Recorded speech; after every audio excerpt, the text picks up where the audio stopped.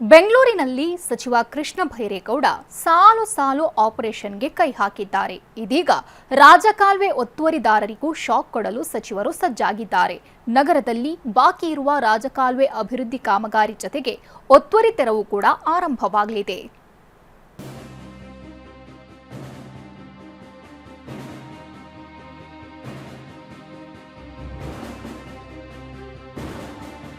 Footpath ಒತ್ತುವರಿ, ನಿಂತಲ್ಲೇ ನಿಂತಿರುವ ವಾಹನ, ಜಾಗದ ಮಾಲೀಕರಿಂದ ಕಸ ನಿರ್ವಹಣೆ ಹೀಗೆ ಹಲವು ಆಪರೇಷನ್ ಶುರು ಮಾಡಿರುವ ಬೆಂಗಳೂರು ನಗರಾಭಿವೃದ್ಧಿ ಸಚಿವ ಕೃಷ್ಣ ಬೈರೇಗೌಡ ಈಗ ರಾಜ್ಯ ಕಾಲುವೆಗಳ ಒತ್ತುವರಿ ತೆರವಿಗೂ ಮೆಗಾ ಆಪರೇಷನ್ ಕೈಗೊಳ್ಳುವುದಾಗಿ ತಿಳಿಸಿದ್ದಾರೆ.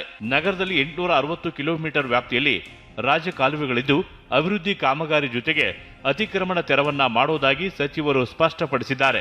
ಹಿಂದೆ ಸಿದ್ದರಾಮಯ್ಯನವರು ಮುಖ್ಯಮಂತ್ರಿಗಳಿದ್ದಾಗ 5 ವರ್ಷದಲ್ಲಿ 400 ಕಿಲೋಮೀಟರ್ ಆಯಿತು ರೀಡೆವಲಪ್ಮೆಂಟ್. ಅದಾದ್ಮೇಲೆ ಬಿಜೆಪಿ ಗೌರ್ಮೆಂಟ್ ಬಂದಾಗ ಅವರ ಅಧಿಕಾರದಲ್ಲಿ ಒಂದು 150 ಕಿಲೋಮೀಟರ್ ಆಯಿತು. ಹಿಂದೆ ಅದಕ್ಕೆ ಮೊದಲು ಆಗಿದ್ದು ಎಲ್ಲ ಸೇರಿಸಿದ್ರೆ 600 ಕಿಲೋಮೀಟರ್ ಅಷ್ಟು ಈಗ ರಾಜಕಾಲುವೆ ಡೆವಲಪ್ಮೆಂಟ್ ಆಗಿದೆ. ಬ್ಯಾಲೆನ್ಸ್ ಇರುವಂಥ 260 ಕಿಲೋಮೀಟರ್ ರಾಜಕಾಲುವೆಗೆ ಇದು ಪ್ರಾಥಮಿಕ, ಎರಡನೇ ಹಂತ, ಪ್ರೈಮರಿ ಅಂಡ್ ಸೆಕೆಂಡರಿ. ಸದ್ಯ 600 ಕಿಲೋಮೀಟರ್ ರಾಜಕಾಲುವೆ ಅಭಿವೃದ್ಧಿ ಪೂರ್ಣವಾಗಿದೆ.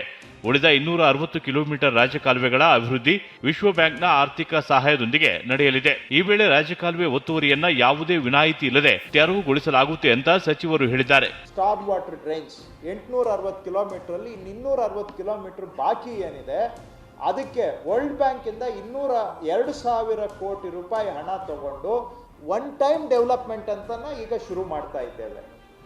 ಸೊ ಬ್ಯಾಲೆನ್ಸ್ 260 ಕಿಲೋಮೀಟರ್ ಅನ್ನು ಈಗ ಡೆವಲಪ್ಮೆಂಟ್ ತಗೊಳ್ತಾ ಇದ್ದೇವೆ. ಸೊ ಆಟೋಮ್ಯಾಟಿಕ್ ಆಗಿ ಇನ್ನು 260 ಕಿಲೋಮೀಟರ್ ನಾವು ಈ ರೀಡೆವಲಪ್ಮೆಂಟ್ ಮಾಡುವಾಗ ಒತ್ತುವರಿ ತೆರವನ್ನು ಕೂಡ ಅದರಲ್ಲಿ ಸೇರಿಸ್ಕೊಂಡೇ ಮಾಡಬೇಕಾಗುತ್ತೆ.